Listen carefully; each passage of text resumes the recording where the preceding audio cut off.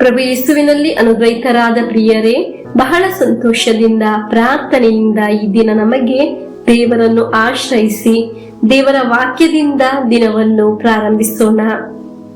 ಈ daily blessing ಎಂಬ ವಚನ ಶುಶ್ರೂಷೆಯಲ್ಲಿ ಒಂದೊಂದು ದಿನ ದೇವರ ವಾಕ್ಯವನ್ನು ಆಲಿಸುವಾಗ ಅದು ನಮ್ಮ ಜೀವನದ ಒಳಿತಿಗೂ ಬಿಡುಗಡೆಗೂ ಅನುಗ್ರಹಕ್ಕೂ ಕಾರಣವಾಗಲಿ. ಒಂದೊಂದು ದಿನ ದೇವರ ವಾಕ್ಯವನ್ನು ತಪ್ಪದೆ ಆಲಿಸಲು ಪ್ರಚೋದನೆ ನೀಡುತ್ತಿರುವುದಕ್ಕಾಗಿ ದೇವರಿಗೆ ಕೃತಜ್ಞತೆಯನ್ನು ಸಲ್ಲಿಸೋಣ.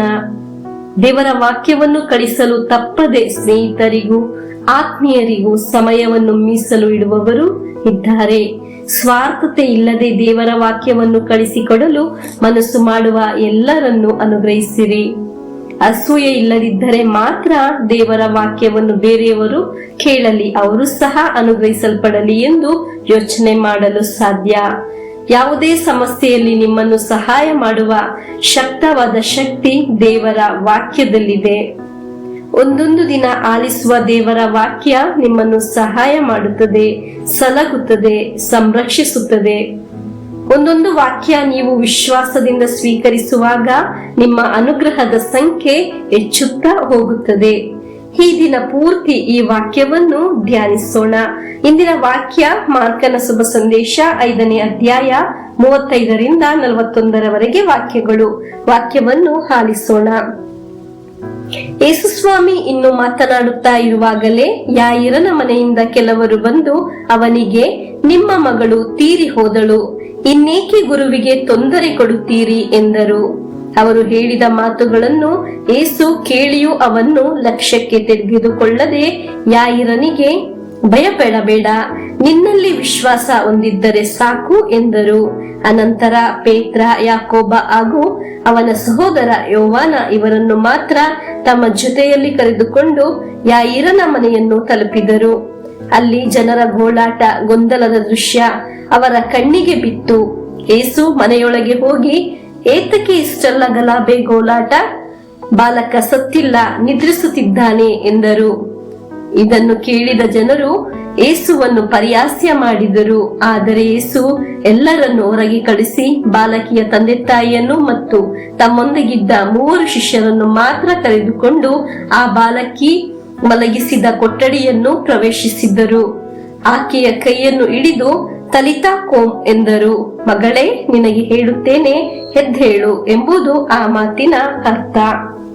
ಪ್ರಿಯರೇ, ಮರಣ ಹೊಂದಿದ ಯಾರು ಸಹ ಪುನಃ ಜೀವಿಸುವುದಿಲ್ಲ.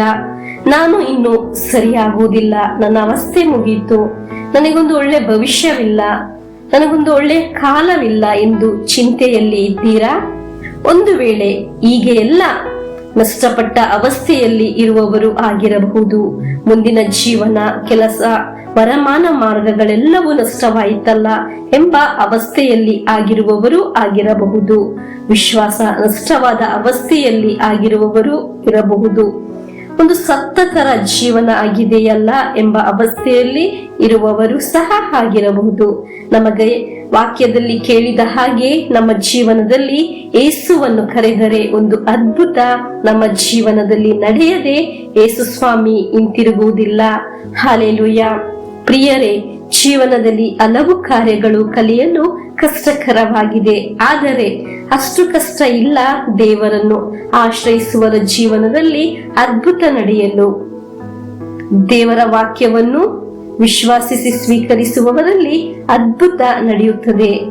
ನನ್ನ ಯೇಸುವೆ, ನನ್ನ ಪ್ರಾರ್ಥನೆ ಅವಶ್ಯಕತೆಗಳನ್ನು ಇಂದು ಆಲಿಸಿದ ವಾಕ್ಯದೊಂದಿಗೆ ವಿಶ್ವಾಸಿಸುತ್ತೇನೆ.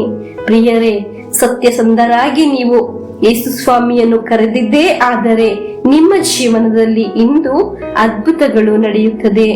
ನಿಮ್ಮ ಅಡೆತಡೆಗಳು ಬಿಡುಗಡೆಯಾಗುತ್ತದೆ. ನನ್ನ ಕಾರ್ಯಗಳು ಇಂದು ಕೇಳಿದ ವಾಕ್ಯದೊಂದಿಗೆ ಇಂದು ಸಾಧಿಸಿ ಸಿಗುತ್ತದೆ ಎಂದು ವಿಶ್ವಾಸಿಸುತ್ತೇನೆ. ಪ್ರಭುವೇ, ಇಂದು ವಾಕ್ಯ ಆಲಿಸಲು ನನಗೆ ಸಾಧ್ಯವಾಗಿದ್ದಕ್ಕೆ ಸ್ತೋತ್ರವನ್ನು ಸಲ್ಲಿಸುತ್ತೇನೆ.